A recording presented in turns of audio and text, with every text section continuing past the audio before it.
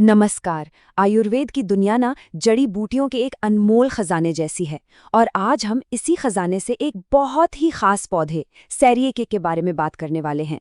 तो चलिए मिलकर समझते हैं इस दिलचस्प जड़ी बूटी को। तो आज हम क्या क्या जानने वाले हैं। सबसे पहले तो सैरियाक का एक इंट्रोडक्शन लेंगे, फिर देखेंगे कि पुराने ग्रंथों में इसका जिक्र कैसे आता है, ये दिखता कैसा है, इसके आयुर्वेदिक गुण क्या है, इसका इस्तेमाल कहाँ कहाँ होता है और आखिर में इसके कुछ फॉर्मुलेशंस और एक क्विक समरी देखेंगे। तो चलिए शुरू करते हैं सैरियक के परिचय से। देखिए, हर पौधे का एक साइंटिफिक नाम होता है ना, तो सैरियक का बोटैनिकल नाम है बार्लेरिया प्रियोनिटिस लिन और ये एकैंथेसिए फैमिली का सदस्य है। अच्छा, तो ये है क्या? असल में ये एक कांटेदार झाड़ी है और ये दो चीजों के लिए बहुत मशहूर है। पहली चीज शोथहर, यानी ये सूजन कम करती है, और दूसरी व्रणरोपण, मतलब घाव भरने में कमाल की है। अब जरा इसके इतिहास और पहचान की बात करते हैं। देखिए, एक बड़ी दिलचस्प बात है। जब किसी जड़ी बूटी के बहुत सारे नाम होते हैं ना, तो इसका मतलब है कि वो बहुत ज्यादा इस्तेमाल होती थी और बहुत महत्वपूर्ण थी। सरेक के भी कई नाम हैं, जैसे कंटकारिका, ये नाम इसके कांटों की वजह से मिला। पिवली, क्योंकि इसके फूल पीले होते हैं। और वज्रदंता, सोचिए, ये नाम इशारा करता है कि ये दांतों के लिए कितनी फायदेमंद होगी। तो हर नाम इसकी किसी न किसी खूबी को बताता है। और कमाल की बात यह है कि इसका जिक्र आयुर्वेद के बड़े बड़े ग्रंथों में मिलता है। चरक संहिता में इसे शोथहर, यानी सूजन कम करने वाली, और कफवातहर कैटेगरी में रखा गया है। वहीं सुश्रुत संहिता में इसे व्रणरोपण, यानी घाव भरने वाली जड़ी बूटियों के साथ गिना गया है। मतलब इसकी अहमियत तो सदियों से पता है।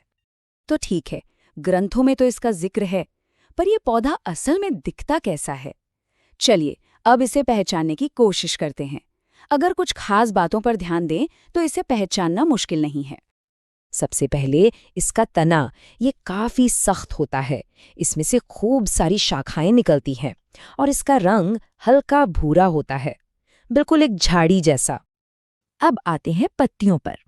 पत्तियां इसकी अंडाकार यानी ओवल शेप की होती हैं, छूने में चिकनी, और हाँ, किनारों को अगर गौर से देखेंगे ना तो हल्के हल्के दांतेदार नजर आएंगे। और फिर आते हैं इसके फूल, चमकीले पीले रंग के। क्या कहने, ये या तो अकेले खिले हुए दिखेंगे या फिर छोटे छोटे गुच्छों में।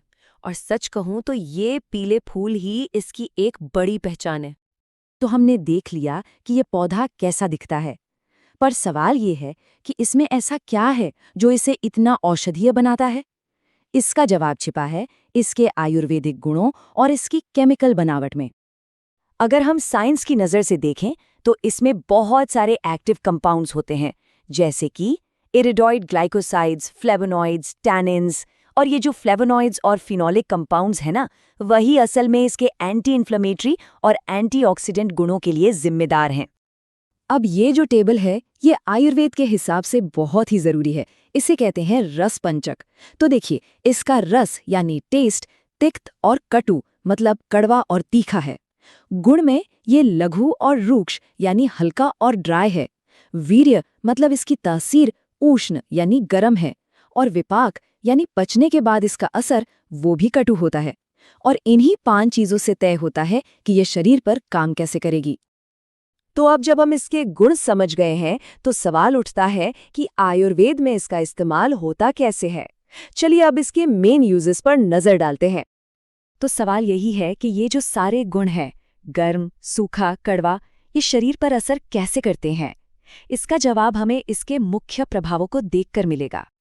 सबसे पहला और सबसे जरूरी काम है इसका कफवाथर होना, मतलब ये शरीर में बढ़े हुए कफ और वात दोष को शांत करता है।